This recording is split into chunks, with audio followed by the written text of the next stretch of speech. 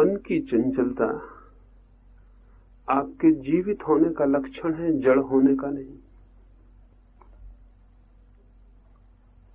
मन की इस चंचलता से बचा जा सकता है अगर हम किसी भांति जड़ हो जाएं। और बहुत रास्ते हैं मन को जड़ कर लेने के। जिन बातों को हम समझते हैं साधनाएं, उनमें से अधिकांश मन को जड़ करने के उपाय। जैसे किसी भी एक शब्द की, नाम की निरंतर पुनरुक्ति, रिपीटिशन मन को जड़ता की तरफ ले जाता है। निश्चित ही उसकी चंचलता क्षीण हो जाती है। लेकिन चंचलता क्षीण हो जाना ही न तो कुछ पाने जैसी बात है, न कुछ पहुंचने जैसी स्थिति है। गहरी नींद में भी मन की चंचलता शांत हो जाती, गहरी मूर्छा में भी शांत हो जाती, बहुत गहरे नशे में भी शांत हो जाती। और इसीलिए दुनिया के बहुत से साधु और सन्यासियों के संप्रदाय नशा करने लगे हों तो उसमें कुछ संबंध है। मन की चंचलता से ऊबकर नशे का प्रयोग शुरू हुआ। हिंदुस्तान में भी साधुओं के बहुत से पंथ गांजे, अफीम और दूसरे नशों का उपयोग करते, क्योंकि गहरे नशे में मन की चंचलता रुक जाती है, गहरी मूर्छा में रुक जाती है, निद्रा में रुक जाती है। चंचलता रोक लेना ही कोई अर्थ की बात नहीं है। चंचलता रुक जाना ही कोई बड़ी गहरी खोज नहीं है। और चंचलता को रोकने के जितने अभ्यास हैं वे सब मनुष्य की बुद्धिमत्ता को, उसकी विजडम को, उसकी इंटेलिजेंस को, उसकी समझ, उसकी अंडरस्टैंडिंग को सब कुछ छीन करते हैं, कम करते हैं। जड़ मस्तिष्क मेधावी नहीं रह जाता। तो क्या मैं ये कहूं कि चंचलता बहुत शुभ है? निश्चित ही चंचलता शुभ है, बहुत शुभ है। लेकिन चंचल तो विक्षिप्त का मन भी होता है, पागल का मन भी होता है। विक्षिप्त चंचलता शुभ नहीं है, पागल चंचलता शुभ नहीं है। चंचलता तो जीवन का लक्षण, जहां गति है वहां चंचलता होगी। लेकिन विक्षिप्त चंचलता, जैसे एक नदी समुद्र की तरफ जाती है, जीवित नदी समुद्र की तरफ बहेगी, गतिमान होगी। लेकिन कोई नदी अगर पागल हो जाए, अभी तक कोई नदी पागल हुई नहीं, आदमियों को छोड़ के और कोई पागल होता ही नहीं। कोई नदी अगर पागल हो जाए तो भी गति करेगी, कभी पूरब जाएगी, कभी दक्षिण जाएगी, कभी पश्चिम जाएगी, कभी उत्तर जाएगी और भटकेगी, अपने ही विरोधी रास्तों पर भटकेगी, सब तरह दौड़ेगी, धूपेगी, लेकिन सागर तक नहीं पहुंच पाएगी। तब उस गति को हम पागल गति कहेंगे। गति बुरी नहीं है, पागल गति बुरी है। आप यहां तक आए, बिना गति के आप यहां तक नहीं आते। लेकिन गति अगर आपकी पागल होती तो आप पहले कहीं जाते थोड़ी दूर, फिर कहीं जाते थोड़ी दूर, फिर लौट आते, फिर इस कोने से उस कोने तक जाते, फिर वापस हो जाते और भटकते एक पागल की तरह। तब आप कहीं पहुंच नहीं सकते थे। वो मन जो पागल की भांति भटकता है घातक है, लेकिन स्वयं गति घातक नहीं है। जिस मन में गति ही नहीं है वो मन तो जड़ हो गया। इस बात को थोड़ा ठीक से समझ लेना जरूरी है। मैं गति और चंचलता के विरोध में नहीं हूं, मैं जड़ता के पक्ष में नहीं हूं। और हम दो ही तरह की बातें जानते हैं अभी, या तो विक्षिप्त मन की गति जानते हैं और या फिर राम राम जपने वाले या माला फेरने वाले आदमी की जड़ता जानते हैं। इन दो के अतिरिक्त हम कोई तीसरी चीज नहीं जानते। चाहिए ऐसा चित्त जो गतिवान हो लेकिन विक्षिप्त ना हो, पागल ना हो। ऐसा चित्त कैसे पैदा हो उसकी मैं बात करूं, उसके पहले ये भी निवेदन करूं कि मन की चंचलता के प्रति अत्यधिक विरोध का जो भाव है वो योग्य नहीं है और न अनुग्रहपूर्ण है और न कृतज्ञतापूर्ण है। अगर मन गतिवान न हो और चंचल न हो तो हम मन को न मालूम किस कूड़े करकट पे उलझा दें और वहीं जीवन समाप्त हो जाए। लेकिन मन बड़ा साथी है, वो हर जगह से उबा देता है और आगे के लिए गतिमान कर देता है। एक आदमी धन इकट्ठा करता है, कितना ही धन इकट्ठा कर ले मन उसका राजी नहीं होता, इंकार कर देता है, इतने से कुछ भी ना होगा। मन कहता और लाओ, वो और धन ले आए, मन फिर कहेगा और लाओ। मन कितने ही धन पे तृप्त नहीं होता, कितना ही यश मिल जाए मन तृप्त नहीं होता, कितनी ही शक्ति मिल जाए मन तृप्त नहीं होता। ये मन की अतृप्ति बड़ी अद्भुत है। अगर ये अतृप्ति न हो तो दुनिया में कभी कोई आदमी आध्यात्मिक नहीं हो सकता है। अगर बुद्ध का मन तृप्त हो जाता उस धन से जो उनके घर में उपलब्ध था और उस संपत्ति से, उस राज्य से जो उन्हें मिला था, तो फिर बुद्ध के जीवन में आध्यात्मिक क्रांति नहीं होती। लेकिन मन अतृप्त था और चंचल था, उन महलों से वो तृप्त न हुआ और वो मन आगे भागने लगा।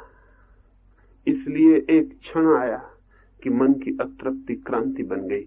वो जो डिस्कंटेंट है मन की, वो जो मन का असंतोष है, वही तो क्रांति बनता है। नहीं तो क्रांति कैसे होगी जीवन में? अगर मन चंचल ना हो तो धन से तृप्त हो जाएगा, भोग से तृप्त हो जाएगा, वासना से तृप्त हो जाएगा। इजिप्त में एक फकीर था, इजिप्त का बादशाह उससे कभी कभी मिलने जाता था। एक बार वो बादशाह मिलने गया, फकीर के द्वार पर ही उसकी पत्नी बैठी थी। उस बादशाह ने कहा कि मैं फकीर को मिलने आया हूं, वो कहाँ है? उसकी पत्नी ने कहा आप बैठे, 2 क्षण विश्राम करें, पीछे के बगीचे में वो काम करता है, मैं उसे बुला लाऊं। लेकिन वो बादशाह बैठा नहीं, वो खेत की मेड़ पर टहलने लगा। उसकी पत्नी ने फिर भी कहा कि आप बैठ जाएं। उसने कहा तुम बुला लाओ, मैं टहलता हूं। पत्नी ने सोचा शायद खेत की मेड़ पर बैठना उसे शोभा युक्त न मालूम होता हो, उसे भीतर बुलाया, चटाई बिछाई और कहा आप यहां बैठ जाएं। लेकिन वो आके ढलान में टहलने लगा। उसने कहा तुम बुला लाओ, मैं टहलता हूं। तो पत्नी गई, उसने अपने पति को बुलाया और मार्ग में उससे कहा कि बादशाह तो बड़ा पागल मालूम होता, मैंने उसे बहुत आग्रह किया बैठ जाने का, लेकिन वो बैठा नहीं। उस फकीर ने कहा उसके बैठने योग्य स्थान हमारे पास नहीं, इसलिए वो टहलता है। उसके बैठने योग्य स्थान हमारे पास नहीं है, इसलिए वो टहलता है, नहीं तो वो जरूर बैठ जाता। मैंने उसे बहुत बार बैठे हुए भी देखा है। ये कहानी मैं इसलिए कह रहा हूं कि हमारा मन जो इतना चंचल है वो इसीलिए कि हम मन के बैठने योग्य स्थान आज तक नहीं दे सके। अगर हम मन के बैठने योग्य स्थान दे दें वो तो तत्क्षण बैठ जाएगा, उसकी सारी चंचलता विलीन हो जाएगी। परमात्मा के पूर्व मन कहीं भी नहीं बैठ सकता है, वही उसके बैठने का स्थान है। इसलिए मन की आप पर बड़ी कृपा है कि वो चंचल है और हर कहीं नहीं बैठ जाता है। वो परमात्मा के पहले कहीं भी बैठेगा नहीं, ये उसकी कृपा है। और जिस दिन वो बैठेगा उस दिन ही इस कृपा को आप समझ पाएंगे कि मन मुझे यहां तक ले आया। अगर मन कहीं बैठ जाता तो मैं परमात्मा तक आने में असमर्थ था। मन ले जाएगा, हर जगह अतृप्त कर देगा, कहीं रुकेगा नहीं, हर जगह चंचल हो जाएगा। उस क्षण तक चंचल होता रहेगा जब तक कि परम विश्राम का क्षण न आ जाए, जब तक कि वो बिंदु ना आ जाए जहां मन बैठ सकता है। जिस जगह मन बैठ जाए, बिना जड़ हुए जीवित गतिमान मन जिस जगह जाके विश्राम को उपलब्ध हो जाए, जान लेना परमात्मा निकट आ गया। तो मैं ये नहीं कहता हूं कि मन स्थिर हो जाए तो परमात्मा मिल जाएगा। मैं ये कह रहा हूं कि परमात्मा मिल जाए तो मन एकदम स्थिर हो जाएगा। वो स्थिरता फिर जड़ता नहीं होगी, वो स्थिरता बड़ी जीवंत होगी, बड़ी जागरूक होगी। लेकिन हम करते हैं उल्टा, हम मन को जड़ करना चाहते हैं। मन के जड़ करने से परमात्मा नहीं मिलेगा, केवल गहरी नींद आ जाएगी, केवल मूर्छा हो जाएगी, केवल तंद्रा हो जाएगी, केवल मन जड़ हो जाएगा। तो जिसको हम अभ्यास कहते हैं वो सब अभ्यास करीब करीब इसी भांति का है जिससे मन जड़ होता है। मैं जो कह रहा हूं वो अभ्यास नहीं है, अगर ठीक से समझें तो वो अनभ्यास है। मन ने अब तक जो अभ्यास किए हैं उन सबको छोड़ देना है, कोई नया अभ्यास नहीं करना है। क्योंकि मन जो भी अभ्यास करता है मन ही तो करेगा ना अभ्यास, और मन का कोई भी अभ्यास मन के ऊपर ले जाने में मार्ग नहीं बन सकता, वो मन से बड़ा नहीं हो सकता। आप ही अभ्यास करेंगे ना, तो आपके चित्त की जो दशा है उस दशा से ऊपर आप कभी नहीं जा सकेंगे। अभ्यास कौन करेगा? आप ही करेंगे, आपका ही मन करेगा। इसलिए मैं कहता हूं अभ्यास से कभी आप ऊपर नहीं जा सकेंगे। मन का सारा अभ्यास छोड़ दें, शांत हो जाएं। अभ्यास भी एक अशांति है, शांत हो जाएं, जैसे कुछ भी नहीं कर रहे हैं, ना करने की स्थिति में हो जाएं। धीरे धीरे जैसे जैसे ना करने की स्थिति गहरी होगी आप पाएंगे कि मन विलीन होता जा रहा है। जैसे जैसे मन शांत और विलीन होगा वैसे वैसे आप पाएंगे कि एक दूसरे लोक में चेतना उठ रही है और जाग रही है। लेकिन आप कहेंगे ये भी तो अभ्यास ही हुआ, हम शांत होकर बैठे, चित्त को विश्राम में ले जाएं, ये भी अभ्यास, ये भी एक प्रैक्टिस हुई। नहीं, मैं आपसे निवेदन करूंगा ये अभ्यास नहीं है।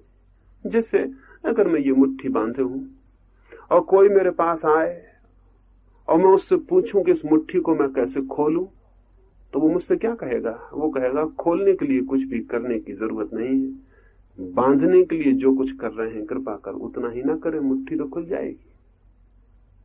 मुट्ठी का खुलना तो अपने आप हो जाएगा, हम उसे बांधने के लिए जो कर रहे हैं वो भर ना करें। तो मुट्ठी का खुलना अभ्यास नहीं है, बांधने के लिए हम जो अभ्यास कर रहे हैं उसके छोड़ते ही मुट्ठी खुल जाएगी। जैसे एक वृक्ष की शाखा को हम खींच के पकड़ लें और किसी से पूछें कभी से इसकी जगह वापस लौटाने के लिए क्या करें, तो वो क्या कहेगा? वो कहेगा आप कुछ भी ना करें वापस लौटाने के लिए, कृपया इसे रोक रखने के लिए जो कर रहे हैं वो भर ना करें, शाखा अपने आप वापस लौट जाएगी। हम मन के साथ जो कर रहे हैं निरंतर, क्या कर रहे हैं हम मन के साथ? हम कुछ काम कर रहे हैं मन के साथ, अगर हम वो ना करें मन अपने आप शांत हो जाएगा, मन अपने आप शांत हो जाएगा।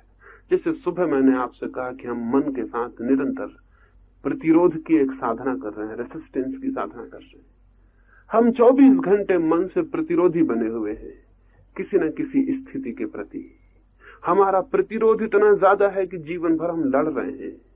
मन हमारा 24 घंटे लड़ रहा है, कभी भी गैर लड़ाई की स्थिति में हमारा मन नहीं। ये लड़ाई मन को तनाव से भर देती है, बेचैनी से भर देती है, दुख असफलता से भर देती है, और तब मन में इतना ज्यादा रुग्ण, फीवरिश, इतना बुखार की स्थिति हो जाती है कि फिर हम शांति की खोज करते हैं, गुरुओं के पास जाते हैं और उनसे पूछते हैं शांत कैसे हो जाएं।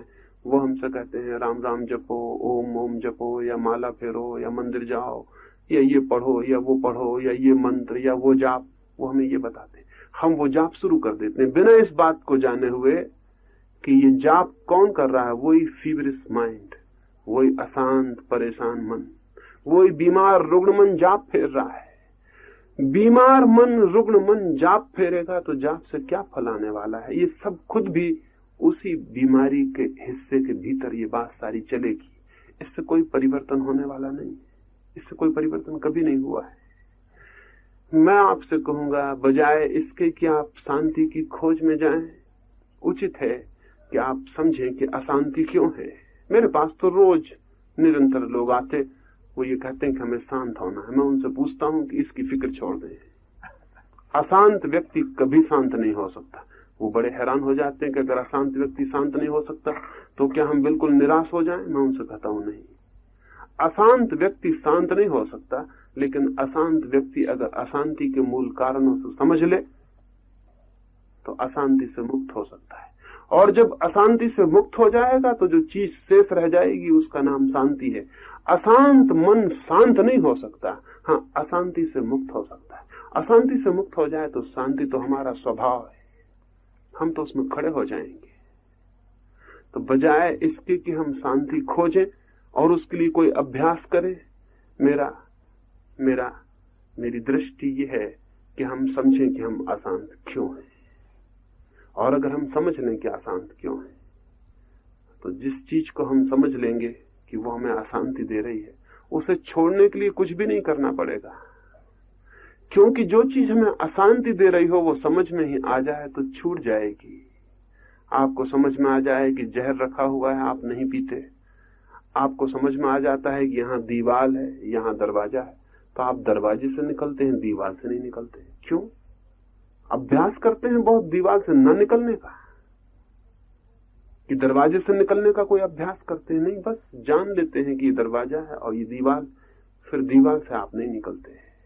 जिस दिन आपको स्पष्ट दिखाई पड़ जाए कि अशांति कहाँ कहाँ है चित्त में, कौन कौन से कारणों से, उस दिन कोई अभ्यास नहीं करना होता। अंडरस्टैंडिंग, समझ मात्र जीवन में क्रांति ला देती है। आप और ढंग से चलना शुरू हो जाते हैं। एक दक्षिण में फकीर हुआ, उसके आश्रम में एक युवक बहुत बहुत बकवादी, बहुत तार्किक और विवादी था, जैसे आमतौर से धार्मिक लोग होते हैं।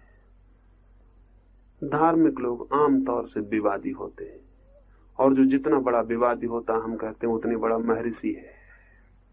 जो जितना खंडन करे, तर्क करे, विवाद करे, कहते हैं उतनी बड़ा ज्ञानी। वो युवक भी बड़ा ज्ञानी था। वो सुबह से सांझ तक सिवाय खंडन मंडन के उसे कोई काम ही नहीं था। ये शास्त्र ठीक है और वो शास्त्र गलत है, और ये धर्म ठीक है और वो धर्म गलत है, निरंतर। एक दिन यात्रा करता हुआ एक सन्यासी मेहमान हुआ उस आश्रम में। उस युवक ने उससे भी बहुत विवाद किया, उसे बहुत पराजित भी किया। विवाद का सुख ही और क्या है सिवाय इसके कि हम किसी को पराजित करें। और जहां पराजित करने वाला व्यक्ति मौजूद है, वहां फर्क नहीं पड़ता कि पराजय तर्क के द्वारा लाई गई है, तलवार के द्वारा। हिंसा मौजूद है। वो एक तरह के लोग, पुराने दिनों में गुरु निकलते थे, गांव गांव खोजते थे, दुश्मनों को लड़ने जाते थे, उनको विवाद में हराने जाते थे। ये सब अहंकार की चेष्टाएं, इनका ज्ञान से कोई संबंध नहीं। वो आते से उस सन्यासी से जूझ गया। उस सन्यासी को उसने शाम तक बहुत परेशान कर दिया, उसके सारे तर्क खंडित कर दिए। सांझ हारा हुआ वो सन्यासी चला गया। वो युवक बहुत गौरव से अपने मित्रों की तरफ देखा। उसके गुरु ने उससे कहा कि देख, मैंने तुझे कभी नहीं कहा, लेकिन 3 वर्ष से निरंतर तू यहाँ है और सुबह से सांझ तक विवाद करता है, तर्क करता है। आज मैं तुझसे ये कहता हूं कि कभी मौन भी होकर देखेगा या नहीं। और मैं तुझसे ये निवेदन करता हूं कि इतने दिन तूने तर्क किया और विवाद किया, क्या तुझे मिला? अगर कुछ मिला हो तो मुझे भी बता, मैं भी विवाद करूं, मैं भी तर्क करूं। अगर न मिला हो तो मौन होकर देख। कब से तू मौन होगा? उस युवक ने क्या किया आपको पता है? उसने आंख बंद की तो क्षण वो मौन बैठा रहा, और उसने अपने गुरु को कहा कि मैं ये अंतिम शब्द बोल रहा हूं कि आगे अब कभी नहीं बोलूंगा। वो अंतिम दिन था, फिर जीवन भर वो नहीं बोला। लोगों ने आके उसके गुरु को कहा कि युवक तो बिल्कुल पागल मालूम होता है, पहले तो बहुत विवाद करता था और अब बिल्कुल चुप हो गया। उसके गुरु ने कहा है, इस जैसे लोग मुश्किल से पाए जाते हैं। इतनी स्पष्ट समझ मुश्किल से होती है। इसे अभ्यास की भी जरूरत ना पड़ी, इसे चीज दिखाई पड़ी और हो गई।